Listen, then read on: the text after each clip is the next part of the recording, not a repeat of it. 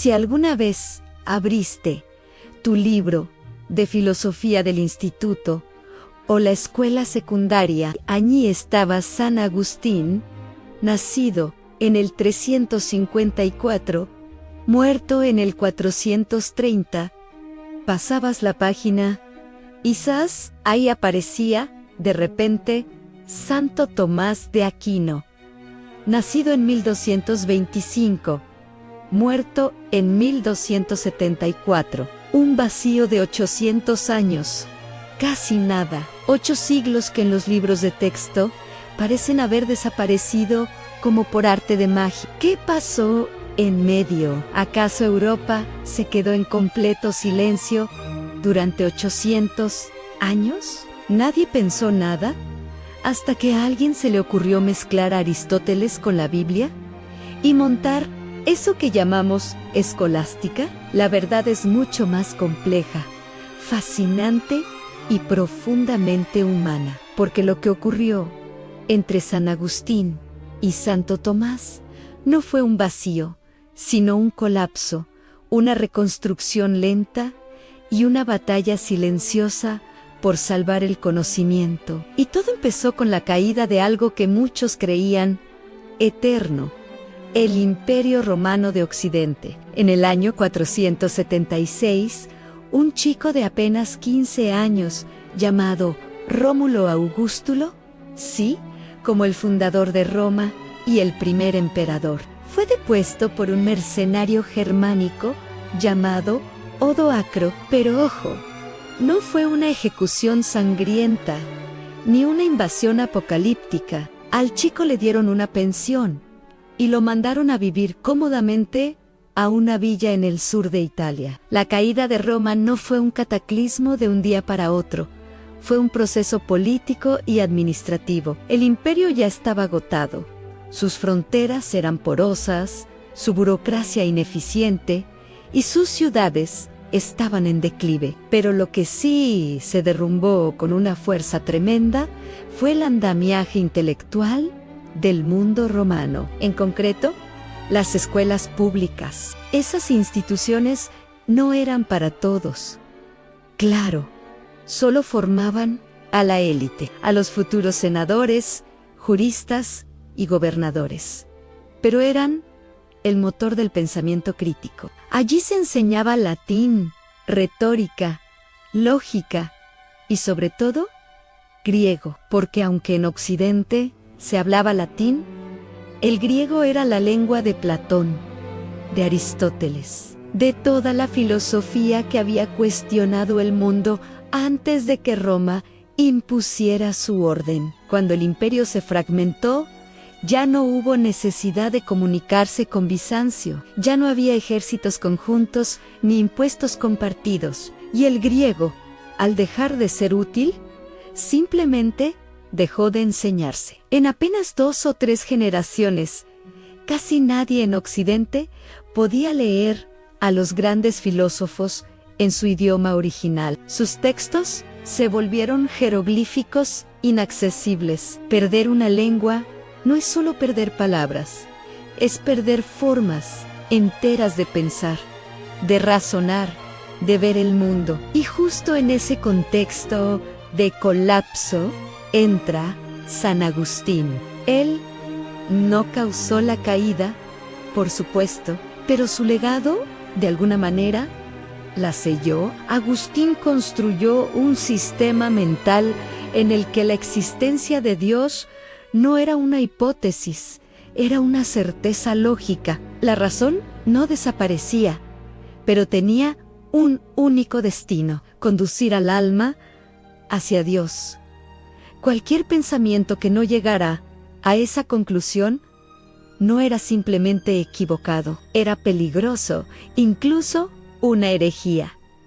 Así, el debate filosófico se congeló. Preguntarse si el poder político era necesario, si la justicia podía existir sin Dios, o si la felicidad era posible en este mundo, todo eso dejó de ser razonable. Y lo que deja de ser razonable, al final, deja de ser pensable. Fue entonces cuando apareció un hombre que vio venir el desastre: Anicio Manlio Torcuato Severino Boecio, o simplemente Boecio, un aristócrata romano, senador, y uno de los últimos hombres en Occidente que sabía griego. Bocio entendió que, sin acceso directo a Platón y Aristóteles, Europa perdería la capacidad de pensar con independencia. Para él, la filosofía no era un lujo, era una herramienta para cuestionar,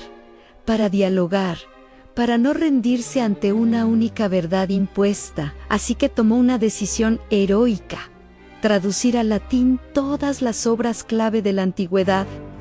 Pero el destino no le dio tiempo. Acusado de traición por defender a un amigo, fue encarcelado, torturado y ejecutado a los 44 años. Mientras esperaba la muerte, escribió su obra maestra, La Consolación de la Filosofía, y curiosamente, en ella no invoca a Dios, invoca a la filosofía, personificada como una mujer sabia que le consuela con argumentos puramente racionales. Era un acto de fe, pero fe en la razón misma. Lamentablemente, su mensaje cayó en saco roto. Nadie lo leyó. Y como no tenía discípulos, su gigantesco proyecto murió con él.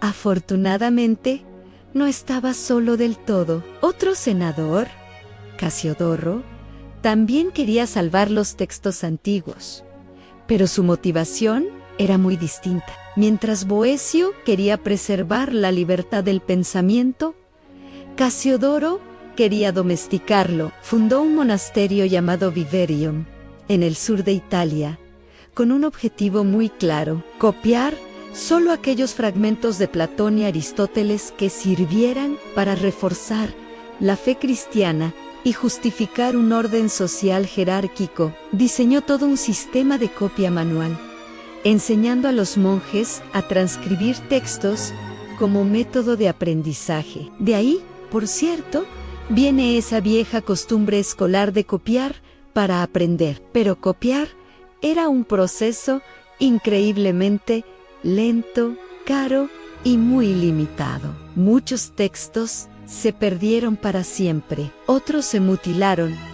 seleccionando solo las partes convenientes, y el conocimiento, poco a poco, se volvió estático, inamovible. Entonces, entró en escena Isidoro de Sevilla, un arzobispo del siglo VII.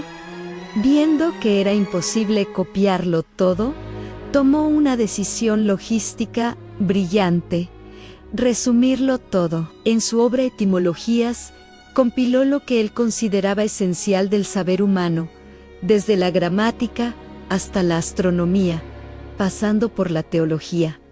Fue un éxito rotundo. Los monasterios de toda Europa adoptaron las etimologías como el manual de referencia universal. Pero esto tuvo un precio muy alto. Ya no se leían los textos originales. Se aceptaban las definiciones de Isidoro como verdades absolutas. El conocimiento dejó de ser algo que se exploraba y se convirtió en algo que simplemente se memorizaba. Mientras tanto, fuera de Europa, el mundo no se detuvo en absoluto. En el Imperio Bizantino, el griego nunca se perdió, y en el mundo islámico, tras su explosiva expansión en el siglo VII, los sabios árabes no solo conservaron los textos griegos, sino que los tradujeron íntegros al árabe, sin censura. En ciudades como Bagdad, Córdoba y El Cairo, filósofos como Avicena o Evros debatían sobre Aristóteles con una libertad que Occidente había olvidado por completo. Y fue precisamente en Córdoba, en el siglo XII, donde Evros hizo una observación muy incómoda: la razón tiene sus propias reglas. Puede funcionar perfectamente sin recurrir a la revelación divina. Esto no niega a Dios, pero sí abre la puerta a cuestionarlo. Una idea muy peligrosa en cualquier religión monoteísta. El giro definitivo llegó en el año 1085, cuando los reinos cristianos reconquistaron Toledo. La ciudad era un tesoro.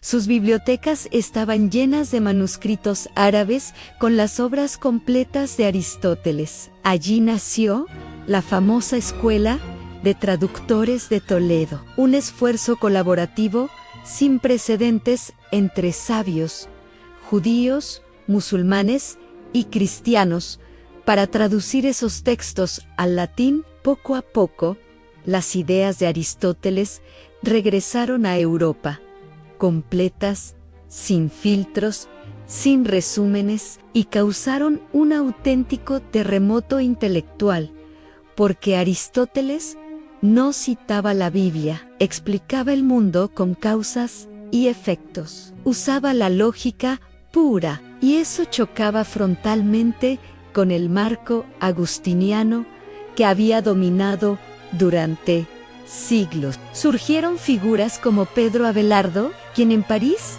enseñaba a sus estudiantes a confrontar citas de los padres de la Iglesia entre sí y a usar la lógica para resolver las contradicciones. Su libro se llamaba Sic et Non, sí y no, y fue tan subversivo que fue condenado varias veces por la Iglesia. Europa estaba en un caos intelectual, y en ese preciso momento de crisis apareció Santo Tomás de Aquino. Tomás no vino a destruir la fe, ni a abolir la razón, vino a poner orden. Su genialidad fue dividir el terreno de juego. La razón puede explicar el mundo natural, la fe, la salvación del alma. Así, aceptó a Aristóteles como autoridad en física, ética y lógica, pero siempre bajo la supervisión de la teología. Nació así la escolástica, un método riguroso, estructurado, que usaba la lógica aristotélica para llegar a conclusiones que fueran compatibles con la doctrina cristiana. Y con ella nacieron las universidades. Así que no, entre San Agustín y Santo Tomás no hubo 8 siglos de silencio. Hubo una lucha silenciosa por salvar el conocimiento, una caída cultural, una reconstrucción monástica, un renacimiento islámico y un regreso triunfal de la razón. Lo que parece un salto en los libros de texto es, en realidad, una odisea increíble de textos perdidos. Monjes copistas, traductores anónimos y mujeres como Elizabeth Vincoln. Pero bueno, esa es otra historia para otro día. Esta historia nos recuerda algo crucial. El pensamiento no desaparece. Solo necesita a alguien dispuesto a encender la lámpara, a copiar, a traducir o simplemente a preguntar: ¿y si hay otra forma de ver el mundo? Gracias por acompañarme en este viaje. Si te ha gustado, no olvides darle a me gusta, suscribirte y activar la campanita para no perderte las próximas historias. ¡Hasta pronto!